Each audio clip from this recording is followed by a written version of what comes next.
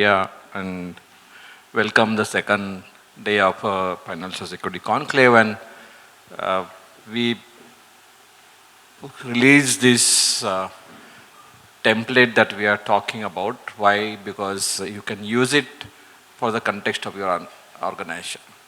So what it talks about is largely when we talk about AI security, privacy and governance, a lot of discussion across globe are evolving, right? And a lot of work is also following with those discussion. And in the value chain of AI, if you really look at, and you have to intervene for the governance, intervene for the security, intervene for the privacy, then you need to understand where and how you can intervene, where exactly, or what exactly you can intervene, right?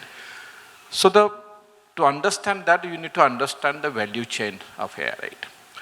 So day to day, there are a lot of research getting published, and day to day, there are hundreds and thousands of scientists which are trying to solve that problem. And we know this solving this problem is for creating something called as a planetary scale wisdom in terms of LLM. LLM is a planetary scale wisdom, basically, right? Was started somewhere early 2010s, and which got some to reality where we all started using it in December 2022. So the research plays very important role. There is still some teaching problem people are solving, and now people are talking about this. They are trying to go for something like a next powerful AI called AGI, for that matter, general intelligence, right? Artificial general intelligence, which will be probably replacing human intelligence in many contexts and many areas, basically, right? So the researcher's role is very important. Researcher's innovator's role is very important. The next one is based on this research, based on these breakthroughs, people are building the model site. So model developer becomes another important entity in the game, right? Then we have the infrastructure provider, like who was trying to build this entire compute infrastructure, the data centers for compute, and more importantly, we have seen how the NVIDIA and those kind of organizations become so big in recent past because of their ability to provide those compute power. And also there are a lot of other organizations which are trying to build the infrastructure for helping you to, one is train the LLM, and more importantly, use the LLM for various different inferences. So there is two things that people talk about. One is the training, and other is inferencing. And compute is required for training and inferencing, right? Then the next thing is there are application that you want to build, and there are a lot of tools and ecosystem that is coming to help you to build applications. On top of the LLM that you build applications, and there are tools and ecosystem which with the help of that you can build the application, right? And then we have the people software developer which are helping you to develop those application functionality, develop the software, develop the application, basically, right? And at the end, we have somebody who is adopting this model, model adopter for that matter, right? Who is an end user, a bank, or any other organization in BFSI. So they are the one who adopts the model, right? But I have to intervene for the governance. For intervention, so one is the model developer. We OpenAI, Google, Microsoft, so many of them which are developing model. So they are a key target of intervention, basically, right? And the second is the model adopter, who is adopting it to build their application, who are adopting for different use cases, basically. So from the governance, responsible AI perspective. So these are the two key targets, basically, right? Which are important from the governance perspective to make the AI ecosystem more responsible, accountable, aligned becomes very important. So understanding this value ecosystem and looking at where exactly you intervene is very important, right? But now we know we have some concerns about model and some concerns about how this AI have been used, and they have been discussed in the context of ethics, in the context of responsible AI. There is different language people are using it, basically, right? But in the context of why and how we should do for the intervention, right? So we know the way to make a particular entity accountable in terms of use of any systems or data, basically we use purpose as one of the important things. So those who define the purpose of collecting information, putting system together, we try to make them more responsible, right? We try to make them primary owner of this. But in recent past, what happens is with the purpose, means also started coming in. GDPR talks about, or Data Protection DPDP Act also talk about those who define the purpose and means of collecting information becomes a primary owner, becomes a fiduciary or data controller, right? So these are the two terms we have been using to determine or fix the accountability and responsibility, basically. But things which have changed in December 2022 is a new paradigm, basically. In this new paradigm, what happened is the wisdom. Until now, we have been building on your own AI, which is like a black, we nowadays started saying that AI is more black box AI. We have been building that, right? And this AI, you have been using your data, your people, your algorithm, and you have been trying to build that. But suddenly we are using this global wisdom available. Suddenly we have started using, all of us, and many organizations circuited their existing AI program to make use of these LLMs available at a planetary level, basically, right? And so this is a global wisdom that you are using for your use case. You are using it for your question. You are using it for your prompt, basically, which is giving answer to your question or response to your prompt, basically, right? So this is a new word. This is new term which got answered. So this determines, probably this could help us to determine the fixing the responsibility. But when you talk about the model, so what kind of concerns we have from the model? Anybody? What do we say when we have problem with model? What do you say about this hallucination, data security, any other biasness? It may aid some criminal, you may write something and it may aid criminal act, it may give us some unprofessional advice, it may generate a content which may not be legal in nature for that matter, right? So many of these concerns are there. What are those concerns? So those concerns are largely concerns associated with the value system that we are in. For example, in our value system, child pornography is not a legal thing, right? And if model start responding to the question who is asking such kind of a prompt, then probably it is generating the criminal content. It's not matching to the value system, basically. And unless this model, because this is a global wisdom available for your use case, unless these models are aligned to our value system, so use of this model for various use cases will become very critical. For example, you are using this model to develop a kind of a comic book for students, right? And if this model doesn't know generating something for comic book student, and some words are not really called as a legal word to be consumed by students, basically, then this model is not aligned to the human value system, to the context that we are using. That's why the governance intervention for model developer, alignment is the word they use. You need to get this model aligned to the value system we are in. And there are a lot of methods, process, techniques, language, use cases that are evolved recently, which helps you to check the model's alignment. They will score the model against the expected behavior of the society, basically. This is one of the very important different understanding about what do you mean responsible AI. Associated with the models is the alignment, is the line that the people use, is the concept that people use, right? Then the second is the somebody which is using this model for various different kind of use cases, implementing, getting use of this model for very different use cases. And there the adoption has to be responsible.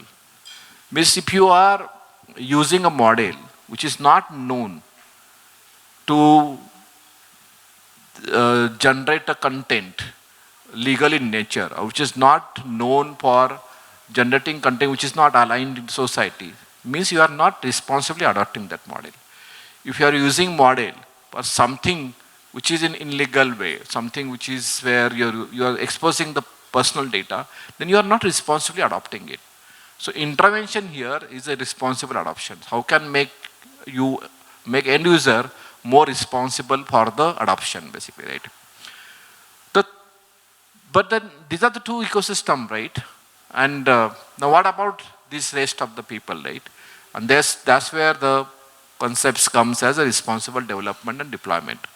Those players, ecosystem players, be it infrastructure, be it a tool in ecosystem, be it for that matter, application functional developer for that matter, they have to develop it responsibly. But many times end user may not be knowing what exactly the issues of AI is, right? So if you make developer or somebody which is developing tool more accountable to what they have been developing on top of the LLM, basically, the rest of the job can be done, basically. But they need to develop responsibly, and as infrastructure comes into play, the deployment also has to be responsible. The foundational understanding of how the governance of security, privacy works and should work in this entire value chain of AI ecosystem. So once you understand these foundations, the next thing is now there are a lot of things available for developers. People are making that model developer more responsible. They are getting more aligned. Their models are getting better and better at something like Anthropic, Cloud 4.0, scoring well. There are a lot of score benchmarks which has been devised for model developer, and that's why alignment process is increasingly becoming much, much better. For example, nowadays model doesn't hallucinate too much. Nowadays model doesn't, if you are right to ask a question, model, the rejection ratio for any criminal thing that you want to get out of the model is significantly improved. The model doesn't promote any such kind of a biasness or something which is creating public order, basically. So gradually the models are improving a lot. So there are a lot of material, lot of science, lot of techniques, lot of ways which has evolved in recent past to make models more aligned to the societal requirement. And then developer ecosystem, infrastructure players have been becoming more responsible. But the question is the adopters.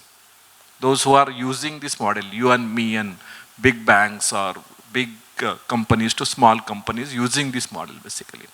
And not much of the discussion, much of the guidance available for those user organization, user entities, basically.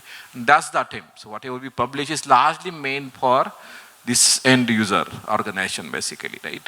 So let's try to understand what that means, right? So end user like us, end user like any of the bank or any of the BFSI company or a startup or digital first company, so they would use model for various different use cases and various different ways. But before we go for that, any question or doubt on this formulation?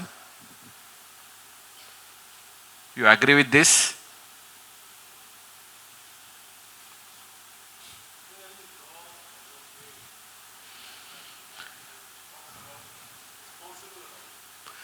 Yeah, means I think there is a EU AI Act which has laid down some principles like this, but largely it's on models and less on the adopters. But yes, there are some elements of adopters as well in that. EU AI Act is a template case for this, basically. Yeah.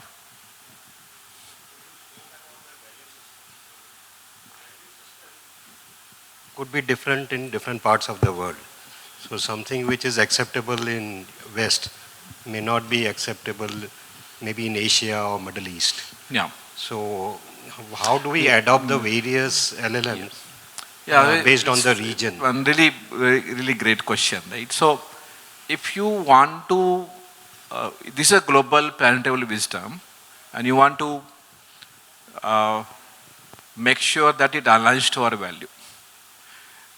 And the same model used in other geography, same model used in Western geography, Asian geography, Middle East, Asian ecosystem, right? So how do you make model aligned to the value system? The value system differs, right? Uh, and that's the real challenge, and that's the real science, and that's the real deployment issue as well, right? So, in our course that we do, this DC AGP course, where we dwell on this alignment process, how they do it basically, right? And one part is developer has been doing it basically, but society also has to emerge. For example, India also has to emerge to tell that this is our value system, this is our benchmark, and against that benchmark, we will check the models and we'll give the scoring to the models.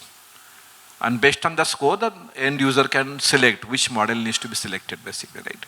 So I'm not seeing such benchmark too much happen in India. We are trying to build some small benchmark from DSCi that will help us to test the model against those benchmark, how exactly it performs. But in other geographies, in Europe for that matter, US for that matter, they have developed benchmark quite intensely. And every model, new model comes in, new version comes in, they check the models against those benchmark and publish reports, publish scorecards as well. And those scorecards is being used to feed the decision of why you have selected the model. So there is a one of the important part of response to audition ki you should give the reasons and rationale why you selected model X versus model Y.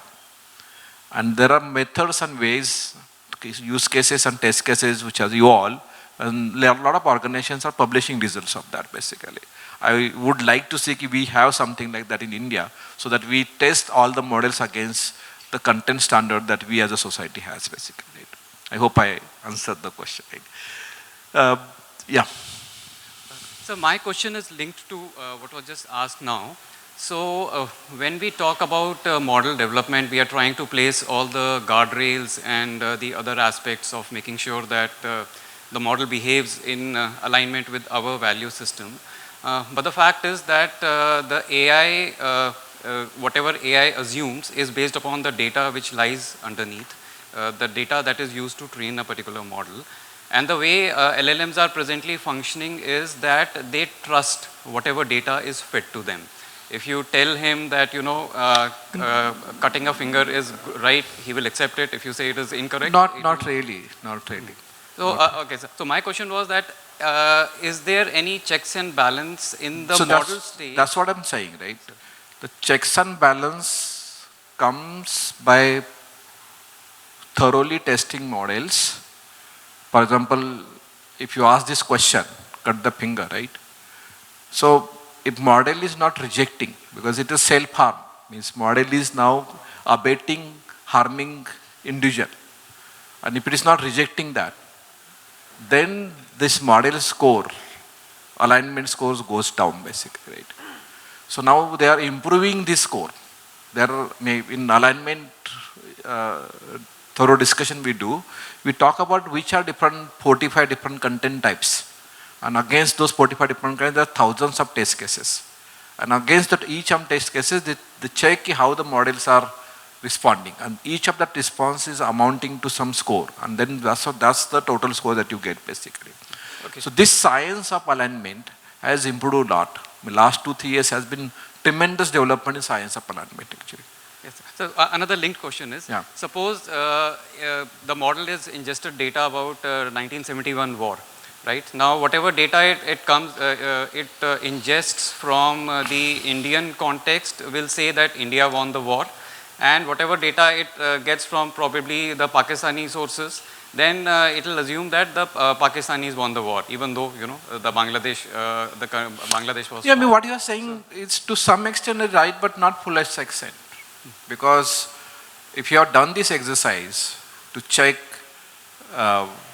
You see, it's a reflection of a data for sure, but it's also, it does a lot of thinking. If you use recent thinking model, then you realize what I'm saying basically. I mean, last 3 months, especially after R1 and Claude 3.7 plus O3, O1, so after thinking models comes in, so they try to add a lot of thinking.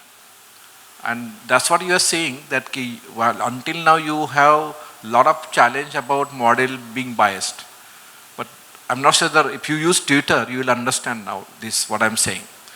If somebody says something, people are asking model. People are asking, Grok, tell me if this is right or not. What that tells us? It tells us now models are becoming much better to give you very dispassionate, very analytical answer. When people are asking if Elon Musk is making some statement, making some claim, people are asking, Grok, tell me. Grok is his own AI, right? Correct. Grok, tell me what he's saying, and is it right? It is also challenge Elon Musk on a logical ground, right? So we are asking perplexity. You are asking Grok to tell you what exactly this means. What is reality? You are asking model this. Just imagine, this wouldn't have. We have not seen like this 4 or 5 months back. Correct. So increasingly models are consuming more and more data, but they are applying their thinking. They are becoming better at taking decisions, passing judgments basically, right? Because passing judgment or taking decision has two primary things. One is, you should know all possible information, all possible dimensions, your ability to consume that. So LLMs are doing that at a planetary level. That's one part of the story. Other part, once you take a decision, you should give logical reasoning for why you have said something, why you have taken that judgment, why you have taken that decision. Models are becoming much better at it. So eventually, I'm making this claim, eventually we all will start, and I am seeing that happening.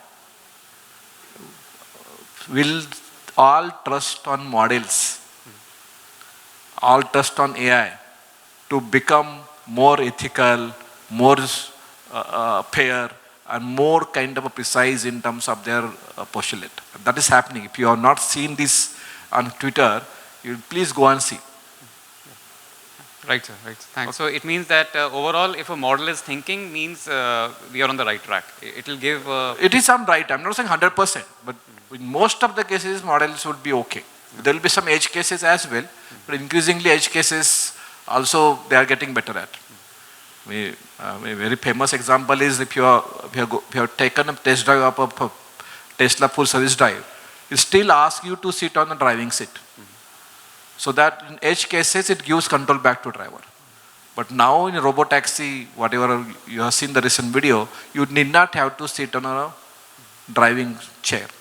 That means there is a tremendous amount of confidence that is coming on models. Then model will take a decision, even in edge cases as well. So this is a very important understanding how this is progressing basically, right? And that's why the alignment process is becoming much, much better eventually. And it will eventually be, and that's why they are saying AGI, story of AGI already there basically. We are already getting closer and closer to AGI. Okay? Thank you, sir. So, yeah.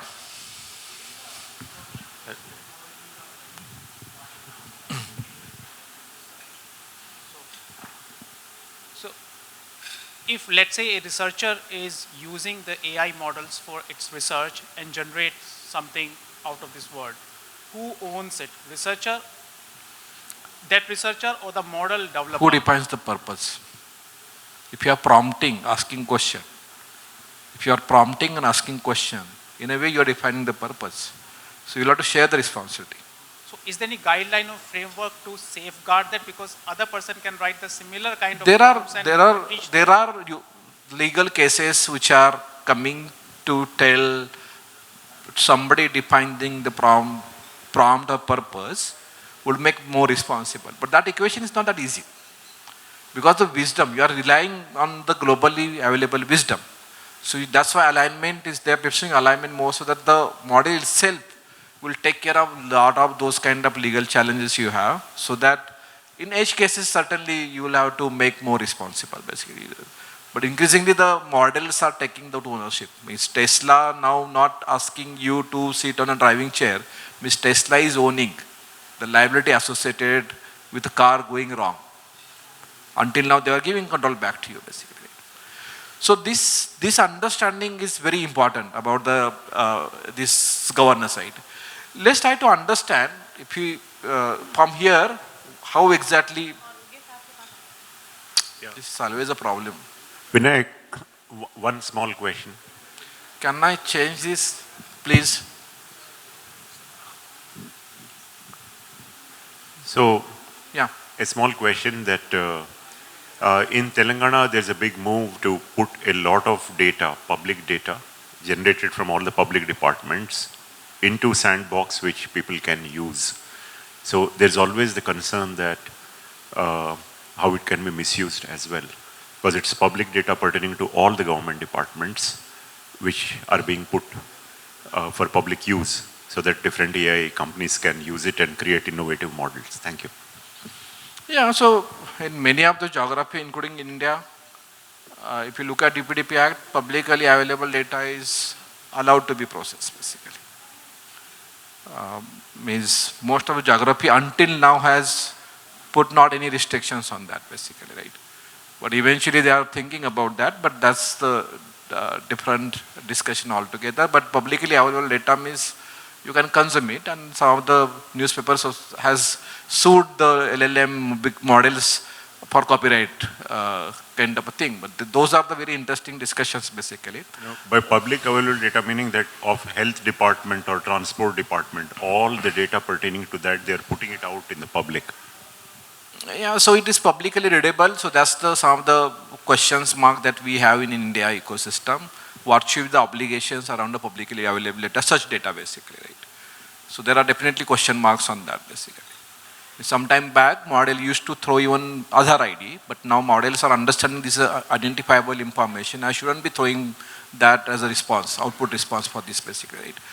So with this, I think, let's try to understand this new paradigm of AI has primary three things to be taken care of. One is the safety. Why safety? Because model may drift, model may be unstable, model may do something. For example, if you are using model for car and suddenly model behaves something different, model may create a physical harm as well, right? So one, and that's why when we talk about AI, we always talk about the safety, uncontrolled action, action chain failure, system instability, model drift, human coordination failure. There is a control transfer problem, basically. And then there is a privacy issues, right? Security issues, right? Resource exhaustion, control attack, context chain attack, cross-agent exposure, model manipulation, output manipulation, so many of them. So new terms, new vocabulary, new, so that's what I had been saying. There is a new paradigm of security, privacy, safety coming because of AI. And you need to understand this paradigm, understand the vocabulary, understand the concepts associated with that, right? And then privacy, there is a user interaction privacy, intent data retention, so many different words of privacy also adding to this, basically. And at the end of the day, there is a very interesting discussion, the conflict of this world. Until now, the world was more deterministic, same input, same output, but now we are seeing same prompt, different output every time. So now this world is more probabilistic. So how do you govern that probabilistic world? How do you govern something which behavior is not predictable, basically, right? It is a probabilistically predictable, but not 100% predictable, basically, right? So safety, security, privacy, and these conflicts of a probabilistic world.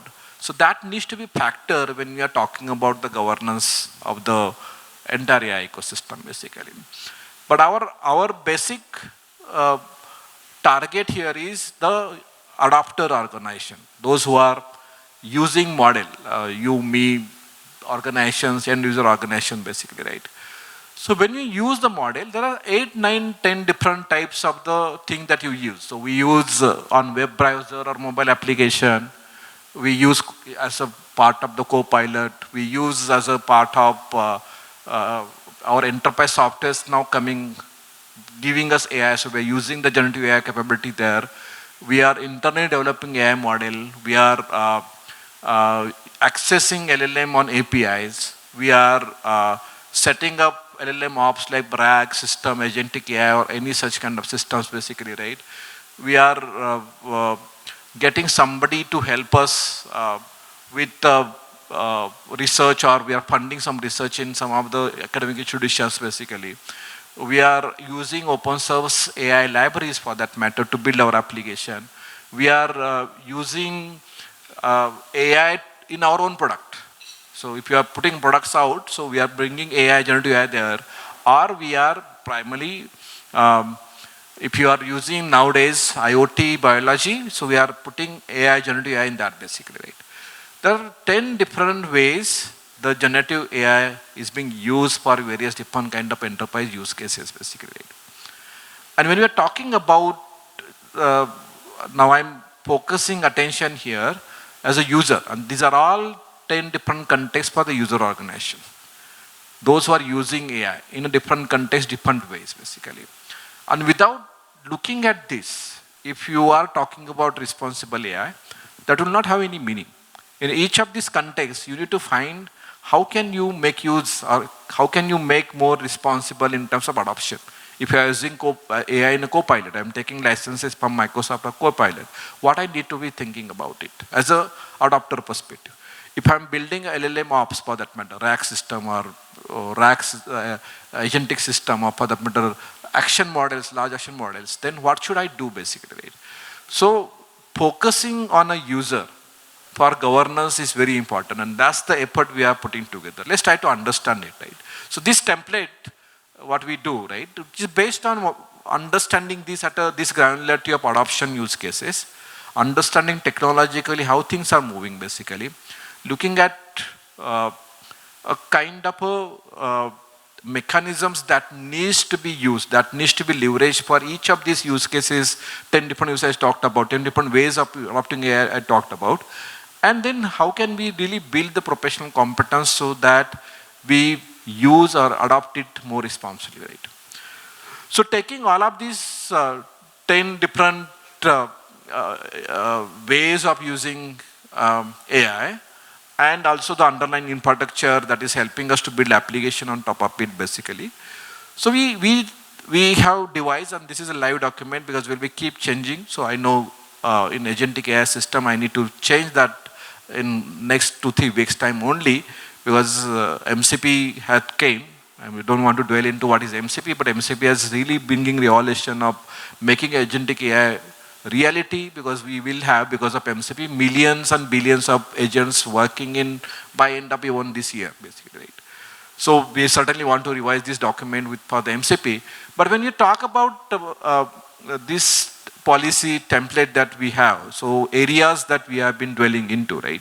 So areas like, first is defining the purpose. Which purpose, for what reason you had been leveraging AI for what different use cases basically.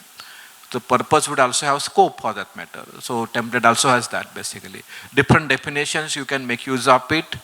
Then you may devise, we have given a set of principles for you. You have to select out of this principle or devise your own principle basically. And then probably you need to have some level of a governance mechanism in terms of AI ethics committee basically, right? And then from there, the key area is you need to have some foundational basic data governance structure or principle or method needs to be deployed or implemented in the organization. So this is a basic preparation you need, right? But when it comes to now use of LLM for various different use cases, the first important question is why you are selecting a particular model for that particular use case basically. So model selection, because you will be asked question why you have selected this model. And you will be questioned that this model has this problem and still you have gone ahead and selecting it. A model which is supposed to be giving or not responsible in terms of throwing output, which could be criminal in nature, and you are using that to create or develop or generate a comic book for the children, a storybook for the children. So this question will be asked. The first important thing is model selection. Second part is once you select the model, are you deploying it securely? So there are ways to deploy model securely, right? So once you have that, this is a basic foundational thing, then next thing comes that you and your knowledge base that you may expose to model. So one, how do you create that knowledge base in more secure, responsible way, and make sure that how you are protecting that knowledge base when you are showing or exposing your knowledge base to all of these use cases uses I just talked at the bottom of this slide, basically, right? So that's the third important critical point. Then comes against the security testing, and there are some things that you need to also look at. And there are ways which are now coming. OS has been doing, a lot of practice has been giving. How do you secure your application? How you secure the underlying model? How can you check the model for the security, right? And then what should you do for the privacy as well? And there are ways that are coming, and we talked about those ways basically from the perspective of the end user, basically, right? The next important part is the use of input and output control, because this is very important. Because at the end of day, you are putting some prompt, putting some question, and model is throwing some output. So there will be some problems with respect to the asking something, giving input to the model. That's one level of problem, because some employees may end up uploading the code. Some employees may end up uploading the personal information. So can you control that? This is first part of the problem. Second part of the problem, if model is generating something, can you control that? Because model may generate something which is sensitive in nature, which is criminal in nature. Can you control that? And there are a lot of science and techniques evolved to help you to control both input and output, basically, right? So this is again one of the important part. And then security, privacy, and there are ways for that which is evolving, right? Then another important part is you are using LLM features given by SAP, given by Salesforce, given by even Teams in Microsoft ecosystem, basically. So what should we be mindful of? Third important part is you are using generative AI in your own product. So then your AI in your product will be consumed. So how should you then make sure that your development and your use of AI, which your customer will be using, basically. So their responsibility, their accountability also needs to be factored in, basically, right? Then comes the agentic AI. We have one chapter on agentic AI. Okay, what should you do to, if you are using agentic AI for very different use cases, what should you do for that, basically? And there's one chapter on if you are using AI in environment, an ecosystem like physical, biological, OT environment, what should you be mindful of, basically? So currently, this guideline has all of these areas, and these areas we are now doing pilots with various different kind of organization, and they are telling us ki, this is working this way, that is working this way. Now we have made it open, so all of you can check, implement it, and give us feedback. So we want to publish next guideline quite shortly. This is a live document, basically, and we all cover this into very detailed training that we do in DSCi certified AI governance program. So where all of these details basically we talked about is covered in that 2 days of the intense program that we do. So this is what I wanted to talk in the morning breakfast session, and this is what you will see more and more coming out of DSCi on this particular part. But this has very practical sense in terms of user. Lot of things have been done for the model developer, but not much on a user of the model, basically. And this is a sincere attempt to do that, basically, with this document. Hope this was useful. Time is already up. So with that, I like to conclude. And again, thank you all for joining today. And we'll go for the next proceeding. Any question, 1 or 2 questions I can take before we, yes, sir. Organization, let's say an academic institution, who is training the talent for developing AI. For them, if we wish to have this course conducted, I mean, for a batch of say 20, 25 people, is it possible for DSCi to take We can do that. Okay. Offsite. Offsite, yeah. This is mostly in person because this requires a lot of.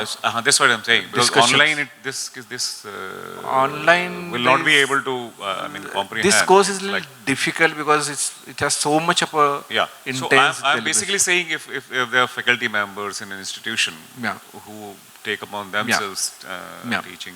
Okay. Right. Okay. So over to you. Thank you again.